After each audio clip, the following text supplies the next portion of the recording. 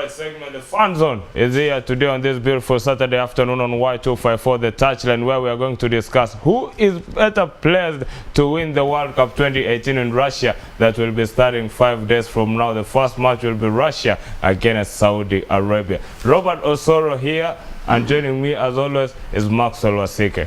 2018 FIFA World Cup, a few days scouting of course happening in Russia. 32 teams squaring it out to know who will win the coveted trophies. Remember the last time winner Germany, looking forward to be the first team probably to win it 2 times running consecutively. It's something that we want to be keeping an eye on and see how that particular development pans out. But right now, the fan favorite segment, the Fan Zone, where we're discussing international football with focus on FIFA 2018 World Cup, the spectacle that will happen in Russia, kicking off this week on Thursday 14th. Of course, joining us are guys who call themselves top pundits, and they have already disclosed their national teams. Of course, I'm starting by 3 Lions, the England. You know how we do it. The last time we did it though was in 1966, but this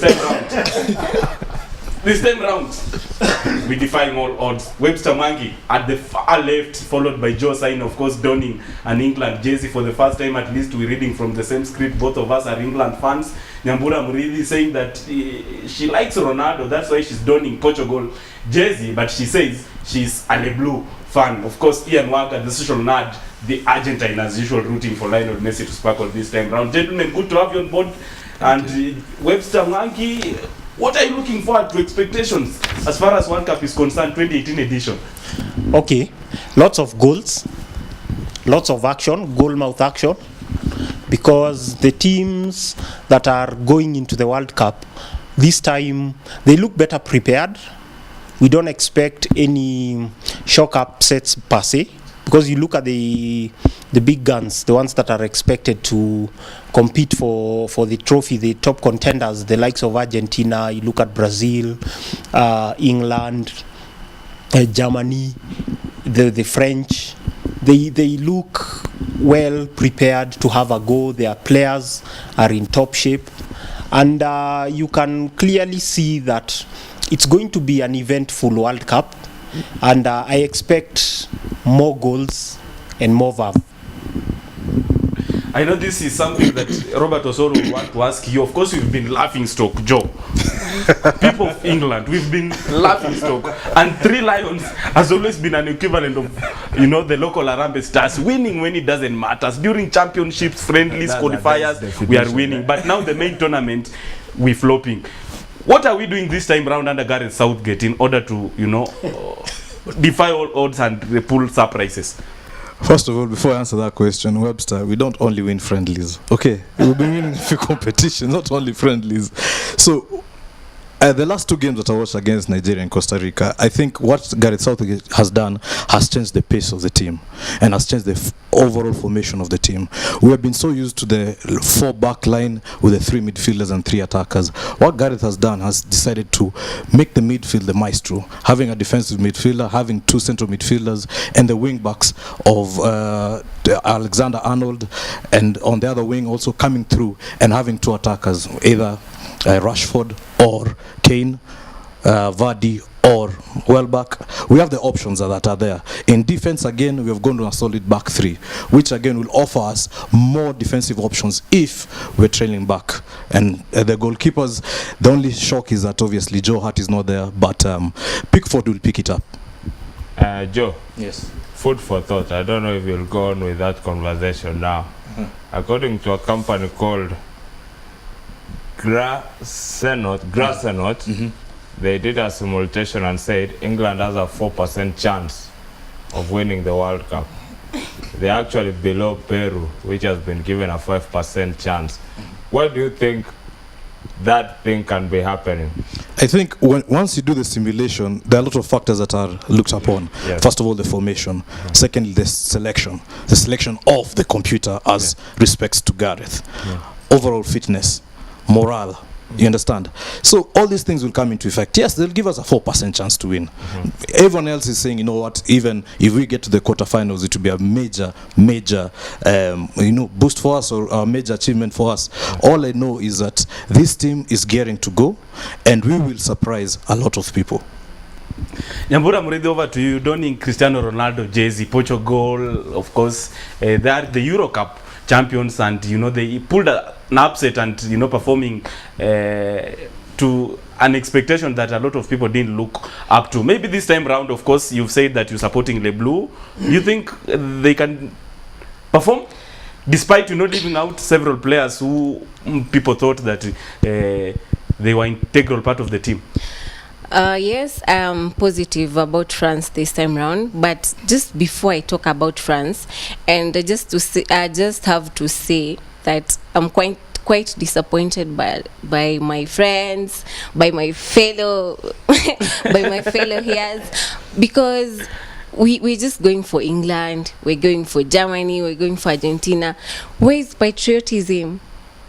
Why are we not supporting African teams? So my first team is Egypt. First of all, I'm supporting Egypt. I can say they are quite successful in Africa, but I don't know if they are going to do it in World Cup, especially now that Salah is not available for now, unless they go past group stages. But I'm really rooting for Egypt. It's my team, first team, but my second team is France. So I'm expecting a good performance by France, the likes of Pogba. So I'm just expecting beautiful game. I'm expecting a lot of goals in this World Cup, and yeah, I just can't wait for it to start. Just before Osoro Robert takes us into pulling Ian Wagga, the social nerd, you've always insisted, you know, proclaiming all over, you know, writing on social media platforms how Argentina is supposed to reckon with at the upcoming World Cup. You know, Lionel Messi is a man who sparkled at club level for Barcelona, but when it comes to national team, I think he gets overburdened, and it's only now his responsibility to do that, which is, you know, something that is never achievable because teamwork is paramount. No, first of all, I think it can be done, and I think it might reach a point where in this World Cup we might see Argentina not relying on Messi. You saw that with Portugal when they won the Euro. I don't think Ronaldo didn't have too much to do, and when he was off, other players picked up. So I'm expecting the likes of Dybala to come in there to bring in new energy. I'm expecting a lot of goals, of course, and I think for a player like Lionel Messi, I think it's written. I think at some point he has to just win the World Cup, and I think this is it for him. Mind you, this might be his last World Cup. The next World Cup, it might be 36. No, I think for a player of Messi's ability, he can go where he can play the next World Cup comfortably. Sure. Yes. Let's go ahead and look at the groups and how they are pulled, starting with Group A and the teams that have the chances of going into the knockout stages and winning that one. Let's look at Group A, where we have Russia, Uruguay, Egypt, and Saudi Arabia. Russia will be kicking off on Thursday against Saudi Arabia, and then the next game will be against Uruguay and Egypt. Nyambura, you are talking about Uruguay and Egypt. As you are supporting Egypt, can they pay back what Uruguay did to Ghana and Africa back in 2010? That is what I'm praying for, because we need a revenge. You know what Uruguay did to Ghana in 2010, it was so bad. So I'm just expecting Egypt to edge out Uruguay, but in this group I'm expecting Uruguay and maybe Egypt, because Saudi Arabia is lowly ranked. We cannot really talk about them concerning football. Russia, the host country, maybe because they have the home support and they automatically qualified to play in the World Cup because they are the hosts. But Egypt, I need them to punish Uruguay either way, because they really messed up Ghana last time. We had a very good chance of Africa for the first time going past quarterfinals. So I'm really, yeah. I don't know if this time round. You seem to be quiet in this conversation, but let me bring you in this conversation. Russia, they are playing at home. And will it give them an impetus? Because you are playing at home. Every stadium from Sochi to Petersburg, everyone is behind you. You have that one. You are going against it. Can they, because of the home ground advantage, make it to the knockout stages? No. And you know why? You have to tell me this that. Is the highest level. Yeah. This This is the World Cup. Yes. This is it. We don't care This about is the home ultimate prize. ground. Yeah. You need to be at your best. Russia are not at their best. I know friendlies don't mean anything, but if they are anything to go by, you can see Russia don't have goals in them. And their defense has mistakes. They have some certain errors they make, and they are not that potent going forward. That is why for that group, I'll go for the Uruguayans. The Uruguayans, I predict it will be a clean sweep. They'll win all their 3 games. Joe. Then Egypt will finish a close second, because I think they will narrowly lose out to the Uruguayans. Joe. Egypt has been to the World Cup. This will be their 3rd or 4th time in the World Cup. Correct. But every World Cup they go to, they perform dismally. Will this World Cup be any different? Well, it will have a certain effect, obviously.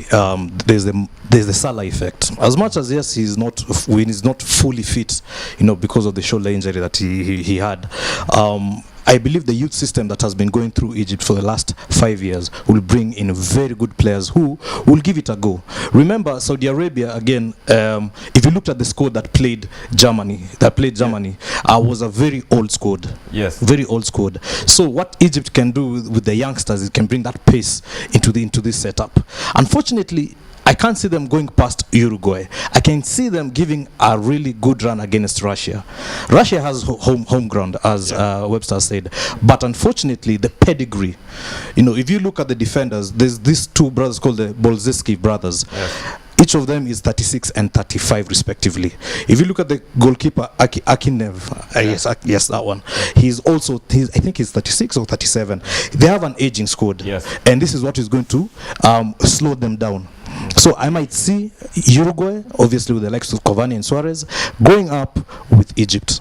Of course, 2216 is our SMS line starting with the word touch. What do you think about Group A and the probable 2 teams that are likely to qualify to the next stage? Do you agree with the panelists, or you read from the same different script with them? Keep talking to us. Jump to our social media handles as well. Hashtag Touchline Y254 at Osoro Roberts, at Wasike Maxwell, and at Y254 channel. But of course, before we head to Group B, these 2 gentlemen, Webster and Ian, are in a certain football group where they have contradicted openly. And when Webster was tipping Uruguay and Egypt to sail through from Group A, Ian had some reservations.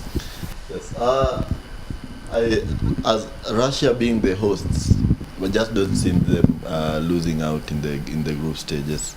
I'm seeing a situation whereby it's going to be a Russia-Uruguay thing, and I think you saw it in South Africa. I don't know. You saw the dubious goal that the goal that was disallowed for Mexico.